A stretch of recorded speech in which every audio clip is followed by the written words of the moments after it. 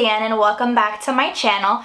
Today I have a really different video for you guys and it's gonna be how I dye my hair.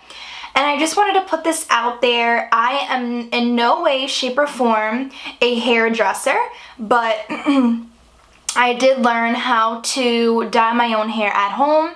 But before I actually get into how I do it and those kind of things, I wanted to kind of share with you some tips. So what I usually do is when I do dye my hair at home by myself, I use a foam dye, and my favorite one is by John Frieda, and sometimes I'll use the Luminous natural black, and sometimes I use the blue black. It kind of depends. I noticed that the blue black is like a very jet black, so it's super dark, and the natural black looks like this, and it's a black, like a more natural black. It's just not so super black, because what the blue black does is as soon as you're in the sun, it kind of gives you like a blue hue to your hair. Not like super blue, but it just gives you a pretty like blue hue to your hair. So one of the things, when I did start dyeing my hair myself, I used the foam color. And the reason why I love the foam color is because it's super easy to apply and it makes dyeing your hair simpler than having to use like a brush versus you just using the foam. You put it on your hand and then you apply it to your roots and the rest of your hair. It's just so much simpler, I feel, than the regular dyes. Now what I will say is this: if you are getting highlights done, or if you're doing anything else that requires, you know, a more difficult level, I recommend you going to the salon, because we obviously don't want any mishaps happening with your hair. Hair is something really important and we don't want anything happening. So, but if you're doing like a simple color like black or like a red or any color like that, you can always do it at home yourself and you save money. And I have heard that box dyes aren't as good as, you know, going to the salon, but I've never had any problems. I have had my hair dyed in the salon before, but I haven't really had any problems with it. And it usually comes the same as when I do it with box dyes, and it lasts about the same too. So for me, I enjoy it, and I mean, the only one that I use is John Frieda. It's probably the most expensive drugstore brand, but like I said, it works amazing. Another thing that I really like that it does is that it doesn't leave patches. Like, I don't know if you've ever done, you know, let's say you have done your hair before and it like will leave you like an area here where it's not dyed. This hair dye does not do that at all, and that's why I love it so much. It's like so easy. It's like dumb free. Like, you cannot mess up your hair with this foam.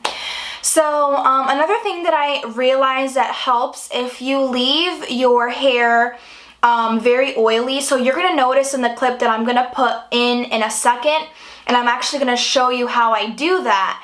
I have very oily hair, and that's because if you allow 3 days or so without washing your hair, your scalp starts to get really oily, or at least for me. I know if you have like a dry scalp, that won't happen, but if you have oily, it's like the second day I already need to wash my hair. It's crazy. But when your hair or your scalp is oily, the dye tends not to damage the hair as much because the oils protect the hair from damage. So keep that in mind as well. If you don't want to damage it so much, let your hair get oily.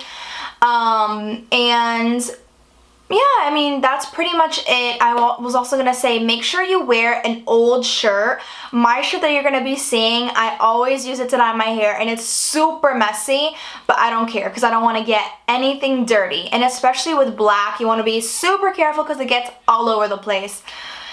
So the first thing that we are going to do is brush out our hair and make sure that there are no knots. You also want to part it down the middle.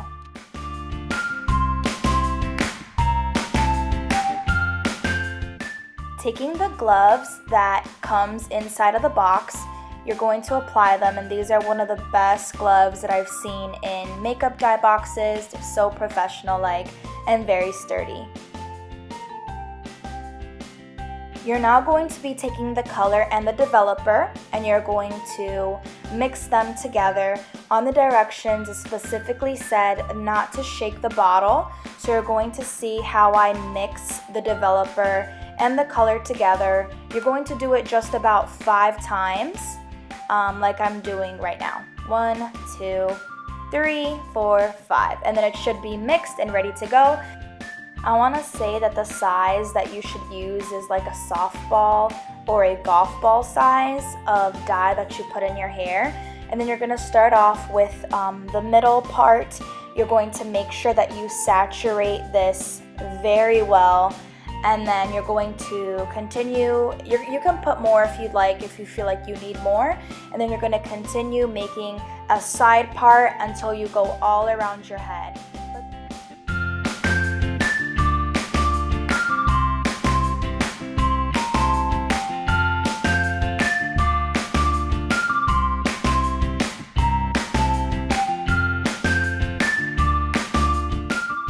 So now that I'm done with that side, I'm going to be working on the other side.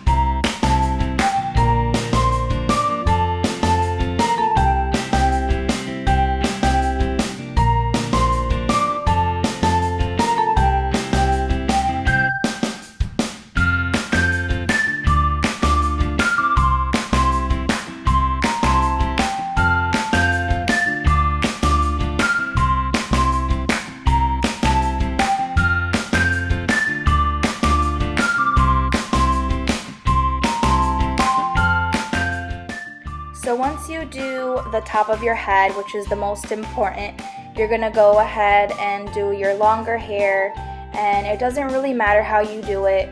Just as you see me doing here, I'm just kind of like applying the hair dye. I concentrate it on my roots, and then I go ahead and bring it down, and I also get it on my ends. The goal here is to saturate your hair with hair dye.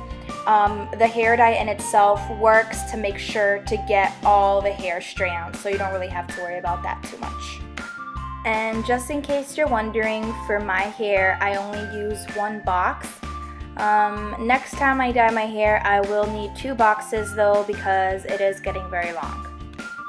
You also want to make sure to get the back of your hair, and then once you are all done, you're going to kind of like bunch your hair all together. If you have any more extra dye, you can use it to apply on your hair if you want, and then you're just going to place a clip and you are all done. And then you have to wait for about 30 minutes until you can rinse out your hair. And that's it. That's how you dye your hair.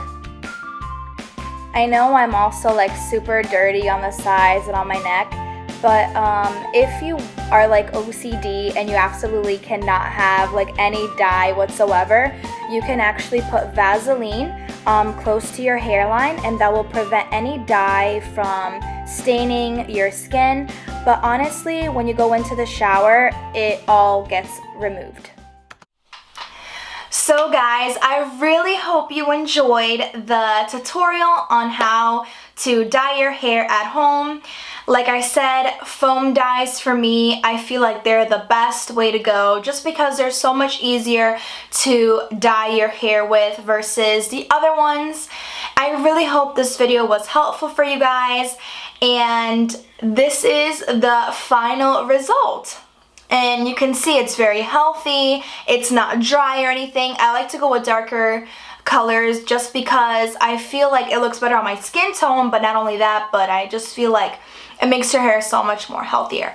So this is my hair, guys. What do you think? I think it looks pretty nice. I mean, it's not too different from the last, like what I had in my hair before, because like I said, I always do it black, but it just like fades. So yeah, so that's why I have to do it every once in a while, because I do like it like pitch black. So anyways, let me stop rambling. I hope you guys really enjoyed this video. Don't forget to follow me on all my social media. I will have it linked down below. I have my Pinterest, my Instagram, I have my website, I have Facebook, all that good stuff is down there. Also, if you want to purchase this hair dye, I will have it linked below as well. I do know that the blue black is sold out in all Targets, so I will have that down below for you guys in case you want to get blue black instead of the one that I dyed my hair with today. And thanks guys, I hope you have a fantastic week. Bye!